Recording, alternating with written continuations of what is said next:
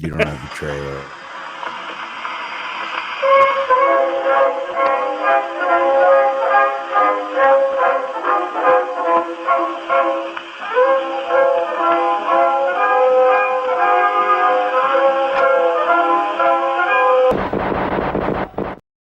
Good evening, ladies and gentlemen. Welcome to a new episode of Flesh Wound Farce, where we review and discuss your and our favorite comedy films. This is the world's first and only combination trivia host and professional wrestling announcer of Chilean descent that currently resides in Southern California, Ozzy V. And with me, as always, on this program, first in the Northern California Bay Area, world-famous juggler Greg Larson. How you doing, Greg? Just another wonderful day in VR, man. My wife was playing the Horizon game, and in Horizon, you have to run, actually move your arms for your character to move forward. And my wife's not necessarily the most adept character for video games, especially those kind. And so when she was running, it was these short little motions, and I was like a cartoon character at the moment. So it's been a good day. How about yourself, Ozzy? Earlier today, I took in a viewing of Operation Fortune, new Guy Ritchie movie. It's absolutely fun and fantastic. I highly recommend it. Not really comedy, so you're not going to see us talk about it here in depth and review it and whatnot. But if you have the opportunity, absolutely go see it, especially if you're a Guy Ritchie film. Flesh Wound producer Todd would have to agree with me. I would. It was a fun film. I was telling Ozzy I've had too much Ozzy this weekend. And what's funny is that is never the case. Anyway, moving on to this discussion that we are discussing today of the film Game Night, which was released on February 23rd, 2018. Rated R with a runtime of 1 hour and 40 minutes. Todd, do you have a trailer available? Of course I do. We're down to 2 teams, so for double points, what is the name of the purple Teletubby? Tinky Winky. You're both correct. He always carried a Red purse. Ooh, I'm a rebel just for kicks now. Max is very competitive, as am I. It's one of the reasons I fell in love with him. Oh, this is easy. He was an Incredible Hulk. Aaron Banner. Other one. Mark Ruffalo. Other one. Lou Ferrigno. Primal Fear. Richard Gere never played the Incredible Hulk. Time. Jesus Christ. Ed Norton. Primal Fear. Guys, what do you say we do this at my house next week? This will be a game night to remember. Oh, boy. Tonight, we're taking game night up a notch. We don't need a board and we do not need pieces. We won't need any extra rudeness either. Someone in this room is going to be taken. Oh, it's a murder mystery party. Fun! Whoever finds the victim wins the grand prize, the keys to the Stingray. Just the keys? No, right. Oh, yes! I just want to wish you the best of luck tonight. Bye. Baby, hand me those matches. I'm about to burn this door down. You're gonna light a fire in a windowless room that we're trapped in. Why you gotta make my idea sound stupid? You're not gonna know what's real and what's fake.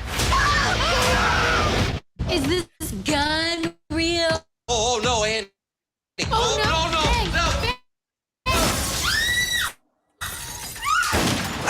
Oh my God, I shot you! What the? I've always enjoyed the camaraderie of good friends. Often we don't appreciate what we have until it's gone. Oh, because your wife left you.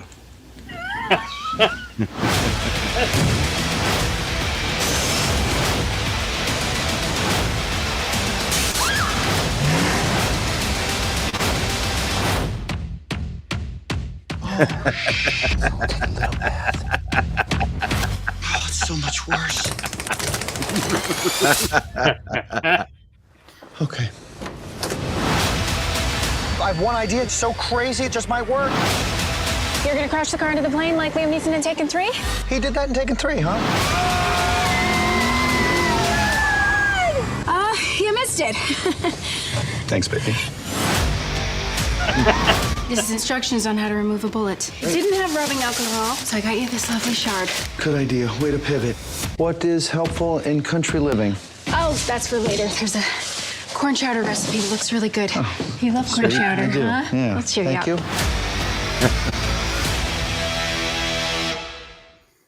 That was the darkness. There we go. Here, back on here. That was the trailer for Game Night, released on February 23rd, 2018. Rated R with a runtime of 1 hour 40 minutes. Written by Mark Perez, directed by John Francis Daly and Jonathan Goldstein, starring Jason Bateman, Rachel McAdams, and Kyle Chandler. Initial thoughts on this: I was always intrigued by the plot. I love when murder mysteries worked into anything comedy. Specifically, I'm not sure if you guys are familiar with the series Just Shoot Me. It was on NBC a while ago, and they had a murder mystery episode where they had hired a murder mystery company, but it turns out there was an actual murder in the building. So real police were coming into the apartment, and they're treating them like they're. It was such a great episode. But anyhow, moving on. Initial thoughts on this. I had wanted to see it, but when I saw Jason Bateman starring in it, I thought it's something I'd probably wait on, because damn, what did Jason Bateman do? Hold on a second. No, hold on a second. As much as I do enjoy, a lot of his characters tend to be the same. Fair enough. It's hard to differentiate them from the different movies. So, but I'm glad that we did get a chance to see this at the very beginning of the trailer and very beginning of the movie. You see a trivia host, and that, of course, gets over with me. I did, for me personally, get a little extra excited when he said, if I could please ask the teams not to finish out the questions, except in my rule, is that if I could, again, please ask the teams to not yell out the answers. You know what I mean? This is just my thing. Amusing for me. Greg? I'm so glad you brought that up, because this was another one of those moments where watching a scene, I was like, I wonder how Ozzy's feeling about this right now. Because it's live entertainment with people having drinks is always exciting. But the trailer I hadn't seen before, and there were quite a few lines that either I don't remember or weren't in the movie. And I think trailers should do that more often, because you find that sometimes jokes are spoiled with the trailer, but if you're maybe some of your outtakes or cut stuff you put in that trailer, make it just as good because it fits. I thought that was a lot of fun, but this was a movie that was always on the radar. But I even saw it at one point. It was on HBO Max, and I don't know why it just never. It was destined for this day, so I was really excited to finally catch up with it. Precisely, Todd. I'd seen this one once before. It's that certain era of comedy, like they all kind of feel a little bit similar, right? But this one, it's still fun. I think you're with the murder mystery stuff. I'm a big fan of that, also mixed with comedy. So going in, that's already a plus. So it's a good time. Absolutely. When you mentioned there's like a specific era of all these movies kind of merged together, it's almost this movie could fit in that Horrible Bosses, I guess, universe. Again, like similar character. This could be something that branched off. You could name him whatever character he was from Horrible Bosses and be able to tell a difference. Unless I can't remember if he was married in Horrible Bosses. Anyhow, the movie wasn't meant for comedy. But going into these favorite moments in this movie was chock full of them. There is something with the more modern you get, the more movie tries to hit you with as much stuff as possible, like a rapid fire almost. And it's a lot different with older movies where there's a lot more setting up done, but in this case there's just so much that's thrown at you. But my personal favorite had to have been In the Alley with, I'll just say, a bullet hole and a squeak toy. that had me going pretty hard. Greg? That was that for sure. Because it was just a great moment. But there's a lot of great moments in this film. I think one that I just appreciated, because I don't remember. I don't think we ever had the payoff of it, of like a third point that you thought was going to come. The glass table. Just the fact that thing never broke, and even one guy was like, man, what are they making these glass tables out of these days? Because you're always expecting that table to shatter. But so just, that moment and just a little side thing that was at the end credits. I also appreciated that the dumb guy from the film, because they're going through like IDs of everybody at one point at the end, and his is a Harvard student ID, and that was just brilliant. Details are always good. Todd? Well, for me, I mean, there is that moment in the trailer with the with the joke that, no one remembers Edward Norton was the Incredible Hulk. But not my favorite. Mine was just a little line. I have a lot written down for this one, but I'm going to go with, it's on an alt-right website, so I'll just ignore the racist parts. Right. There last night, you had said before I'd watched game night, I told Todd I was going to see it. He's like, there's going to be a joke in there. And when it was Ed Norton and they weren't guessing the Hulk, yeah, that was it. Because that was my favorite Hulk, so of course Todd's got to rub it in. No, I did think he was a great Hulk, so he was fantastic.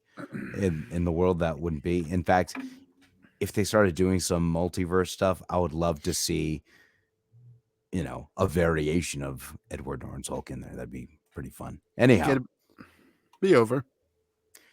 So going into the reviews, I'm giving this a solid 4.5, just below like a 5. I think is fair, and I was very entertained the entire time.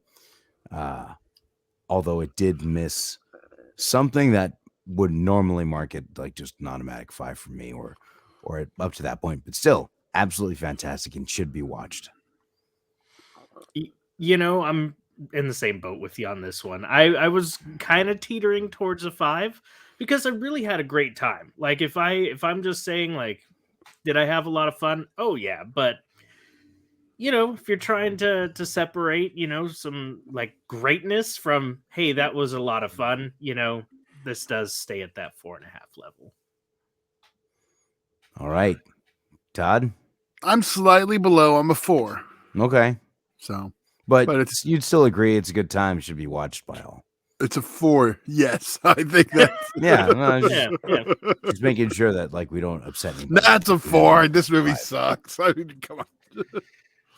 Okay, so before we finish here, I thought it'd be fun just to name your favorite board game. Clue. That hesitation. I got a Star Wars Clue directly behind me. That's hilarious. Do you have any Clue stories? Like of particular games of Clue that, I don't know, not off the top of my head. Normal or something? Not off the top of my head. And if I did, I'd probably save those for a Clue show. But no, I can't. But if I had to pick a second board game, jeez. Does it have to be a board game? Like, because I'd say Dominoes immediately, but that's not a board game. I was thinking board game just because it was the thing, it's game. Well, it says game night. So Dominoes, I've had many Dominoes game nights. Okay. So if you were hosting a game night, your game of choice would be Dominoes. Yeah. That's fair. Yeah. So there's a wonderful game called Gloomhaven, but that's I think that borders like past a board game. It's almost like D&D world. It just happens to have a board. So I think I'm gonna go with Munchkin. It's, if you've not heard of Munchkin, it's a lot of fun. It's kind of a card game with a board that you're trying to reach level 10, and you can like make deals with your friends and kind of try to screw them over, and so there's a lot of wheeling and dealing, and it's a fantastic game. And I'm sorry, I didn't mean to, same thing I said with Todd. I didn't mean for this to be, strictly relegated to a board. But if you're willing to go with that option out of all the options out there, board or not, oh yeah, more power to you. Exactly.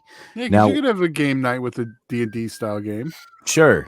Well, I mean, if we're taking video games, a game night of Guitar Hero is always, that's a good time. Let's not get away.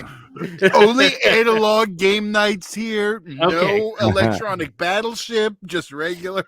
All right. Operation. Where's that one lie though? That one's got to count. Yeah, but not you can't play Operation in a game night because it's such a small, if you use a operating table, so to taser and you kind of drink some beers, I think you can make a fun night of it. not one that I'd want to be involved with personally when you start talking about tasers. Now, there's a couple of games that come to mind. The reason why there's two is because one involves money. I can't remember what it's particularly called, what's specifically called, but it's like a dice game where there's particular dice for it, or you can actually play with a couple of dice where you start with $3, right? And you're in a circle, and with these dice, you can roll an even number, and that craps. No, it's got to be no. It's not craps, but okay. So these are specific die actually, because the dice will say it'll determine if you have to give $1 to your left. Oh, okay, the dice have L and R on them, right? So if let's say you have two dice, or you get one die for each dollar you have, right? So let's say you roll 3 L's. That means you have to give all 3 of your dollars to the left. 3 R's, all your dollars to the right. You can roll a result where you don't have to give any dollars away, but the objective obviously is to end up with all the cash, right? Mm-hmm. Mm-hmm. Not the circle of people playing dice in my head I was thinking. Fair point. That is something specifically involving money, but without money. There's a game called Super Fight. Have you guys ever heard of a game called Super Fight? No. So my nephews bought this game, and when they played it for the first time, my nephews, my sister, and my brother-in-law, we need to have me play this game, because the point of the game is you get a person and an ability, and then another person gets a person ability. Like, let's say we're sitting in a circle, whatever, me and then the person to my left, we both draw cards, one person, one ability, and we argue about who would win in a fight. Wow. Okay. Yeah. Can we it's really fun. I'm not sure what would break up friends and family more, that or Monopoly. Like, we had to remind the nephews to keep it to a verbal argument because they started to get. I got the game that I want to see. Ozzy, yeah, versus Dan. For Super Fight. Yes, he would drive me up the wall. I remember he killed our previous show. I kind of let my nephew win, to be honest, because I think it might actually be 2 people and 2 abilities, so it's like you had a team of 2. But basically, I recall, and I'll say I'll let my nephew win because I let him. It's called. So his person was one of the last Airbender Avatar people, I guess. Mm-hmm. Mm-hmm. And so when he was making his argument that, oh, my guy can do all these things. He wasn't arguing the one ability. You know what I mean? So I kind of let it slide. So technically, asterisk, I'm undefeated. So did he say Brock Lesnar's an animal? Technically, he's not incorrect. He might as well have. But of course, an honorable mention, we do mention Monopoly. Greg and I have been a part of pretty treacherous Monopoly games that do get taken. In fact, one of our roommates filmed a mockumentary while we were playing Monopoly, and then like pulled us out for testimonials as we were playing Monopoly. Yeah, that happened. Well, that was a review of Game Night. It can be found. Actually, it's not streaming anywhere right now. No, but it is available for purchase, rent or purchase. Rental. Of course, you can check that out. Be sure to check it out. It was a great time, and of course, we'll be back next week with a new episode. Actually, a special announcement, because if you're unaware, Hulu has a mini-series event, History of the World Part 2. And next week, we're going to come back with a new episode, recapping and reviewing all those episodes. So be sure to join us back next week to check that out. And if you didn't know, and you have Hulu, you can check it out yourself. And if you don't have Hulu, you could sign up, still check it out yourself. But definitely check it out. This is History of the World Part 2. mean, we've been waiting how many years for this? I first saw History of the World Part 1, 1997 specifically, because I remember I was 12 years old. And now it's 2023. So be sure to check that out and join us for next week's episode. You guys have anything else to say before we head out for the evening? Well, just another thing, if you really haven't been sold on the Hulu thing, they also have new seasons of Animaniacs that just came out. So what? Like another 3. New? When did that happen? Like a week or 2 ago. Holy Toledo. I am excited. God, anything else? No. Good night. All right, for Flesh Wound producer Todd and world famous juggler Greg Larson, I'm Ozzy V, and we'll see you next week right here on Flesh Wound Farce.